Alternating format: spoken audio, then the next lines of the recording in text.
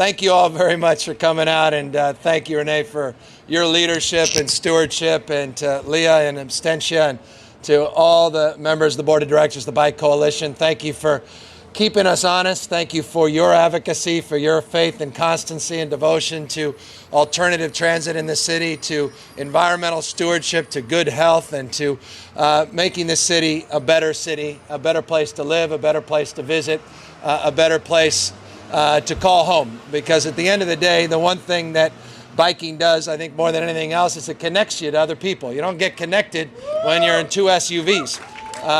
You get connected when you're like Carmen and you're on a tandem bike for 20 minutes, looking the back of their head.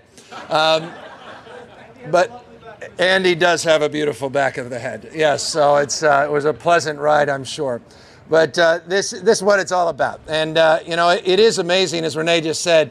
You think in June of 2007, when that injunction was advanced, that things would go badly for bicycling in the city. And they did, from the perspective of enhancing and advancing the bike network.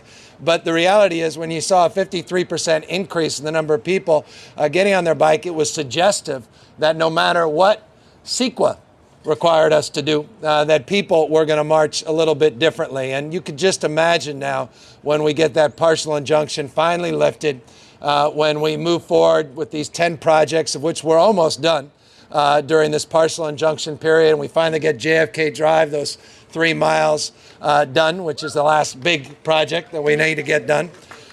You can imagine when we go from 31 miles, go from we're at 48 miles, and do another 31 miles to get 79 miles of bike lanes, complete all those bike rack projects to get those sharrows, though I don't know there's any sharrows left to put in the city streets. They seem to be everywhere. Up my steps in my living room, there's a sharrow.